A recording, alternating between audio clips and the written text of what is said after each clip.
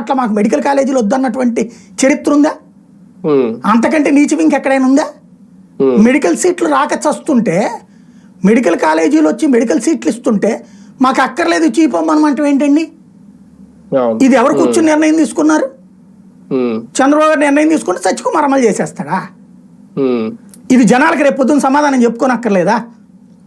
మధ్యతరగతి వర్గమే కదా ఈ మెడికల్ కళాశాలలు. ఒకప్పుడు ఒక జిల్లాకి మెడికల్ కాలేజ్ వస్తే గొప్ప విశేషం, అట్లాంటిది వచ్చిన మెడికల్ కాలేజీలు తీసేయడం గొప్ప విశేషమా?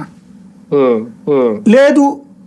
ప్రస్తుతం జరుగుతున్నటువంటి 22 ఏదే ఉంది, జగన్ పెట్టాడు అప్పుడు బ్యాన్ అన్నారు, ఏది ఎత్తేసాడు జగన్ అని, మళ్ళీ బ్యాన్ పెట్టారు, మళ్ళీ ఇప్పుడు తీసేశారు.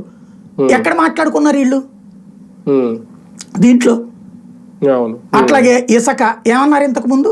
జగన్ టైంలో మిషనరీలు తెచ్చిపెట్టారు, దుర్మార్గం, అసలు ఇసుక అంటే తవ్వి తీయాలి అన్నారు. ఇప్పుడు ఎక్కడైనా తవ్వి తీస్తున్నారా? అది ఎవరు డిసైడ్ చేయాలి? పర్యావరణ మంత్రి పవన్ కళ్యాణే కదా. తవ్వి తీస్తున్నారు ఇసుక ఎక్కడన్నా చెరువుల్లో? మిషన్లు వాడట్లేదా? పవన్ కళ్యాణ్ చెప్తే పర్యావరణ శాఖ ఏమైనా చర్య తీసుకోగలుగుతుందా? ఇవన్నీ చూస్తుంటే సంకీర్ణం అనేది నడవట్లా.